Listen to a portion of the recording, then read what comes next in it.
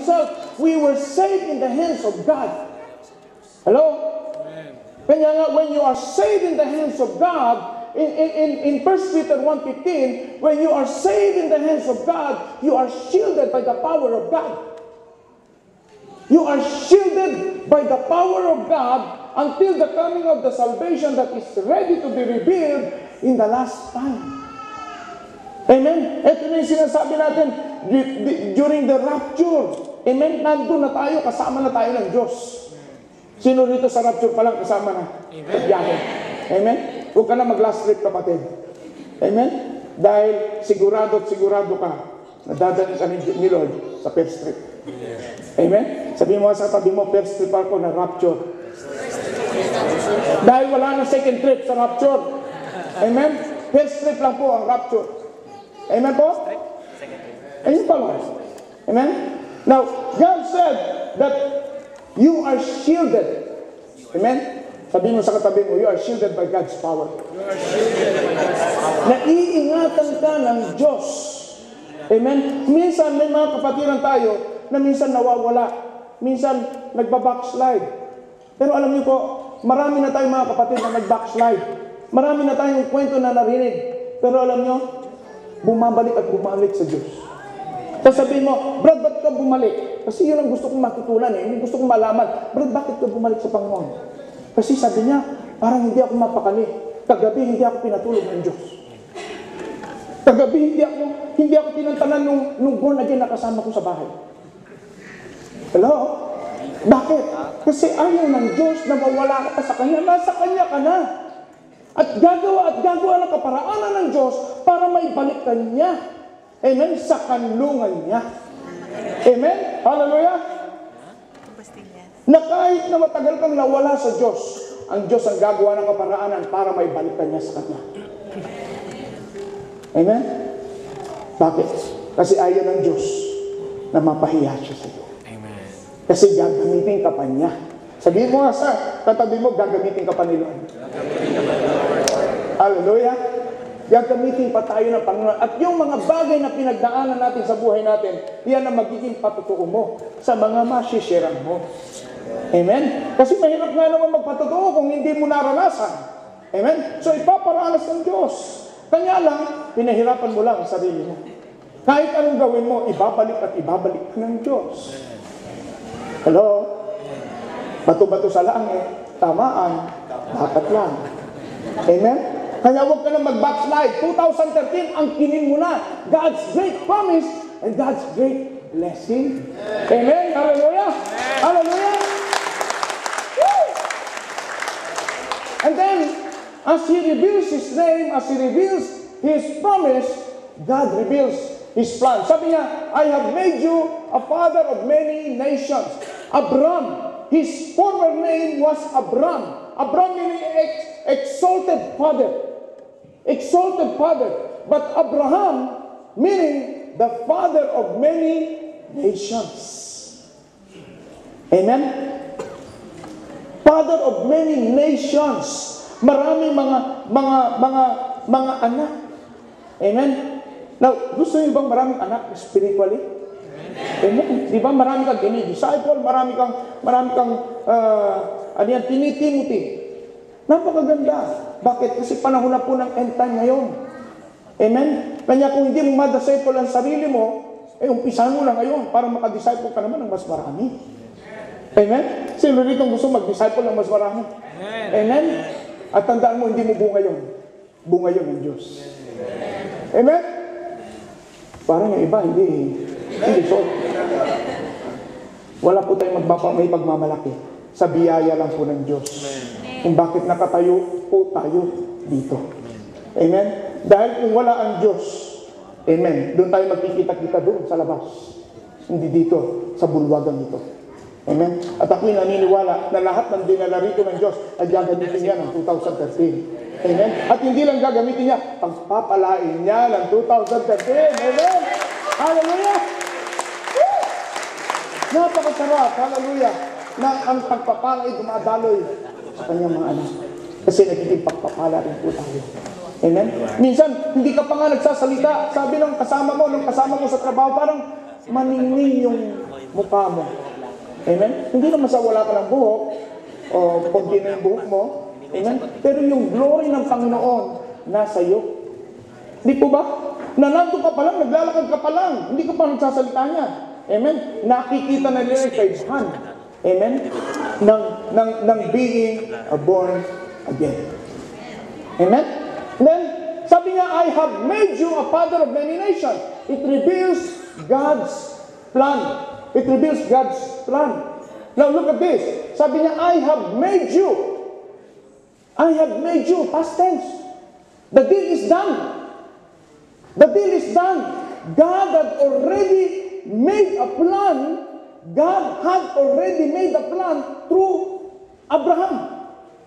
Nandun na, I have made you the father of many nations. That means that the plan has already been with Abraham. Amen?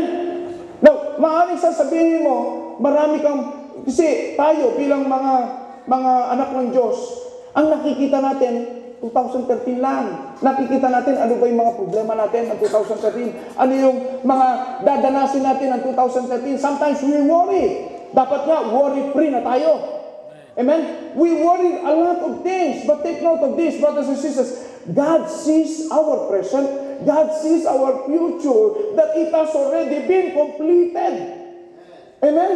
It has already been completed. Nakita ng Diyos, hindi yung sitwasyon mo ngayon, kundi nakita ng Diyos na ikaw yung kagamit-gamit na. Ikaw yung nakita ng Diyos na nandun kasama niya, pabalik na dito sa mundong ito. Hallelujah. Amen? Parang ayaw niyo kasama ang Diyos. Amen? Nakita na ng Diyos, hindi yung sitwasyon mo ngayon.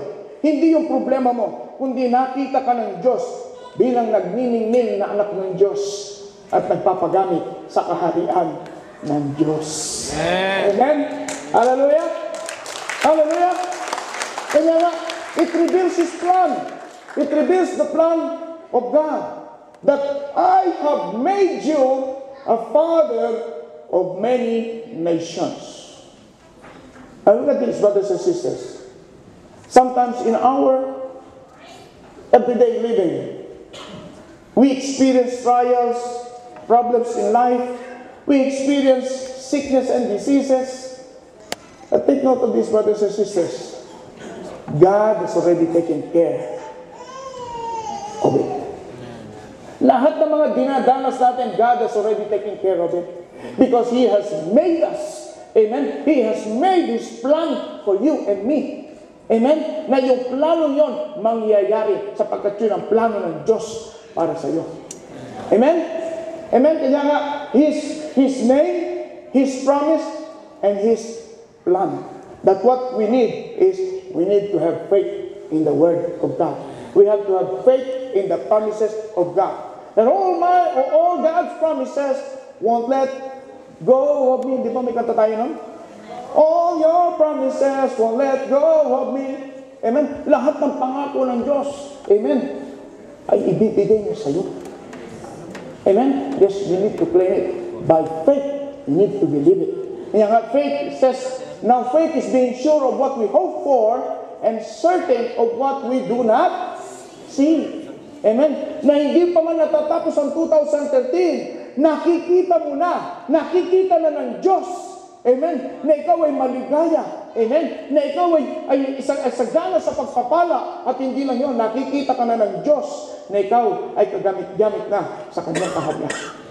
Amen? Tingnan mo ang katabi mo. Amen? Kagamit-gamit ba yan? Amen? Amen? You claim it. Amen? You must claim it kasi yan ang gusto ng Diyos. Amen? Na madala mo lang sa church, malaking bagay na yun. Amen? Kasi dito, pag nadala mo na sa church, no, sa gawain ganito, no, maraming mga kapatid na yung makakasalamuhan niya, makikilala niya, o maaaring kababayan pa niya. Amen? You just take that initiative. Dinala mo lang sa church. Pero actually, in-evangelize mo na yan. Amen? Di ba? Hindi yung kailangan pa ba, napakarami tao, hirap eh. Pag may pagkakataon na sharean mo para tumanggap siya, patanggapin mo. Amen? Pero kung may pagkakataon na walang pagkakataon na hindi mo siya ma-sharean at ma-sharean ng anong tawag yan? Have you heard? Have you heard? No? Dali mo sa church. Pwede bang ma-invite ka namin sa Friday? Amen? Maganda yung kantahan doon. At makakarinig tayo ng salita ng Diyos. Amen? At baka may mga kabag-anak ka na lang doon. Simply, you are evangelizing now. Amen?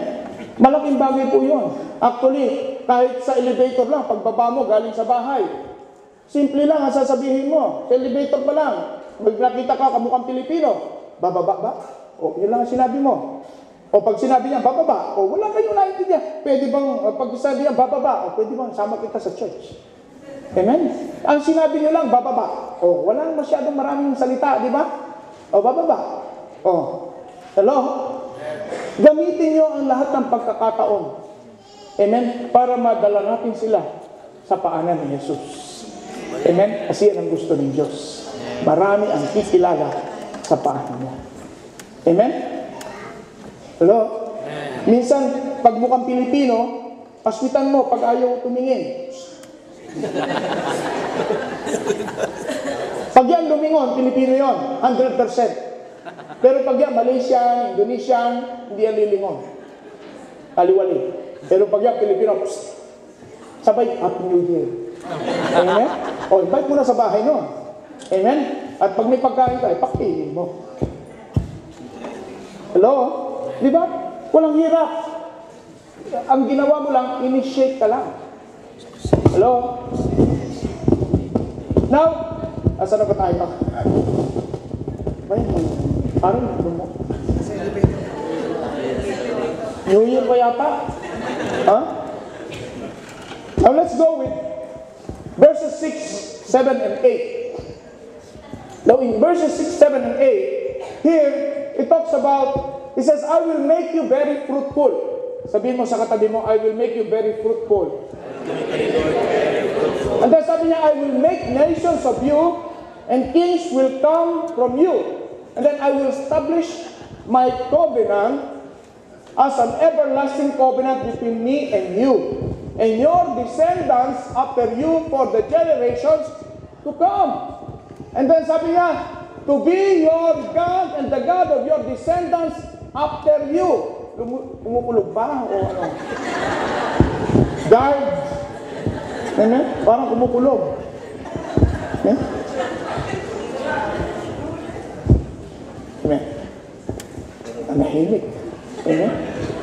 Bihira ang kulog dito sa Dubai. Amen. And then sabi niya sa verse 8, the whole land of Canaan, where you are now an alien, replace natin. The whole land of Dubai, where you are alien. Woo! Hallelujah. Di sabi niya, no? The whole land of Dubai, basahin lang nga po natin, palitan natin ang Canaan at lagyan natin ang Dubai. Ready, go. The land of Dubai, where you are now an alien, I will give as an everlasting possession to you and your descendants after you, and I will be their God. Amen? Imagine. Amen, ang buong Dubai ay kumilala sa Panginoon. Hallelujah. At praise God, nagamit tayo upang sa ganun marami ang kumilala. And I see na balang araw, merong sasamba rito ng mga lokal. Amen. Amen. Hallelujah. Balang araw may sasamba rito ng mga Hindu, mga Nepali. Amen. At hindi lang balang araw, mangyayari, kapatid. Kung tayo lamang ay magpapagamit. Amen. Upang sa ganon, ang kaharian ng Diyos ay lumawig dito sa lugar ng Dubai. Amen. Amen. Hello? Because this is an everlasting covenant. And then here, it talks about God's everlasting covenant. And what is this everlasting covenant? It concerns His fruitfulness. It concerns the fruitfulness of God. Hallelujah. See, sabi niya, I will make you very fruitful. Mabuha ka. Mabuha ka in the sense na yung karakter ng ating Panginoong Hesus, the fruit of the Holy Spirit ay sumasayo. Na dating ang ugali mo ay hindi ka mapagmahal, ay mapagmahal ka na ngayon. Na dating ang ugali mo, balasubas. Ngayon, medyo, ano tawag na? Ha?